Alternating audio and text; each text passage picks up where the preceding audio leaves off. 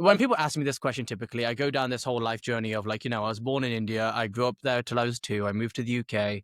I lived 20 years of my life there. And, those were kind of my formative years. And, I grew up in a household where Catholicism was important. My parents, that was their tradition. We went to mass every Sunday. There was no question about it. If you didn't go to mass, you were in trouble. Like I remember those times where I used to fake getting out of mass. And the rule was, well, if you're sick enough to not go to mass, you're sick enough to stay in bed for the rest of the day. And so you very quickly you learn on, like, this is not a good trade. Just go to mass. It's not worth it. And then there's also like, I was always like an overachiever in some sense. And like, so when I wanted to do something, I wanted to do it nearly perfectly.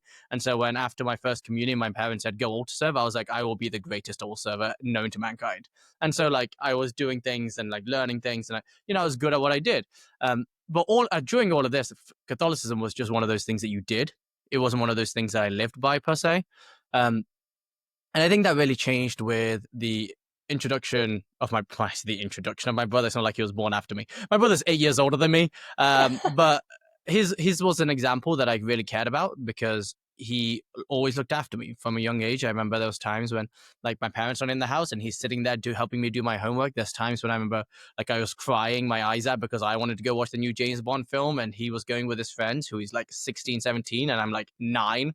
And like he took me with him with his friends and, like he was a very important character in my life. And he took his faith seriously like overnight one day. And I'm not going to go too much into that because I'm sure it'll come out through the rest of the episodes. So hopefully that I record at some point. But he changed his life immensely. And in that example, I saw someone who took what was a tradition in our lives for a long time seriously and embodied it. And I saw a radical disposition of joy, a radical disposition of like happiness and a radical disposition of like trust in God. And I was like, okay, this is either lost the plot or like this is something I really want to take seriously. And I tried. Like I remember going to retreats and like I felt like I saw some things and like I think I did. I think the Lord appeared himself to me in many different ways, like in adoration and confession and like prayer and all of these things. But I think I was always just a bit too cynical and I was a bit too in my head about things. And so I never really trusted that completely. But I think my intellect was one of those things I somewhat relied on. And so reading and listening and watching podcasts and watching interviews, I think why I have such an affinity for podcasts and media such as this is that's kind of where a lot of my faith life developed from. Like I have a lot to thank like for Trent Horn or like Pints of Aquinas or those podcasts. They really did form me like pretty significantly.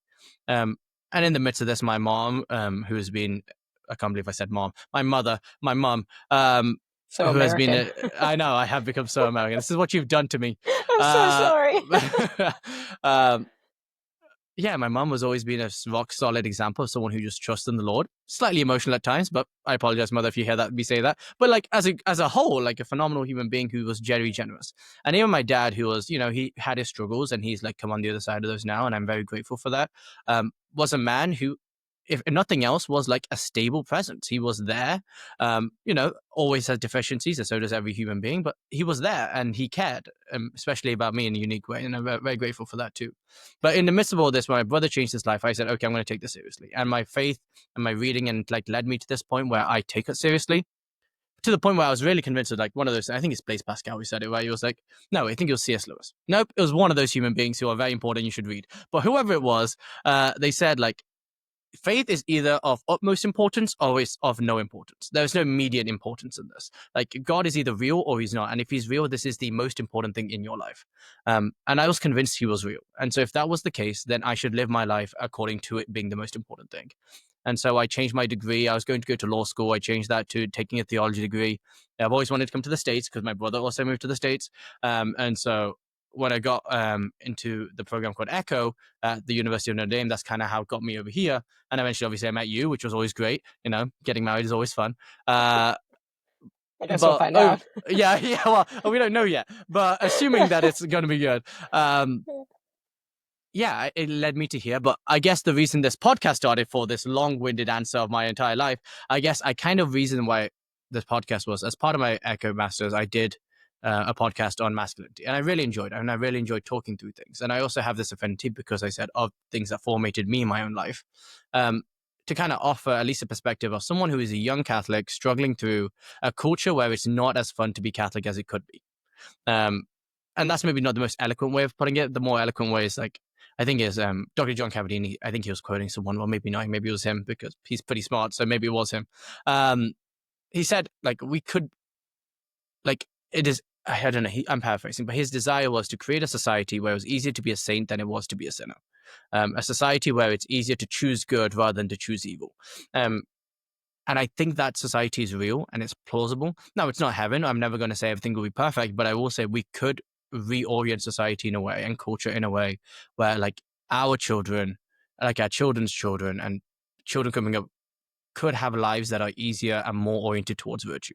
And I think we can do that. And I think the only way we can do that is by recognizing what's wrong, changing it, and kind of what this podcast is called, recasting it, like fixing that mold in which the culture is currently casted and recast it into something new. And I'm hoping to have people on here who know way more than I do by magnitudes, who can help me process it, and hopefully those listening process it with me too.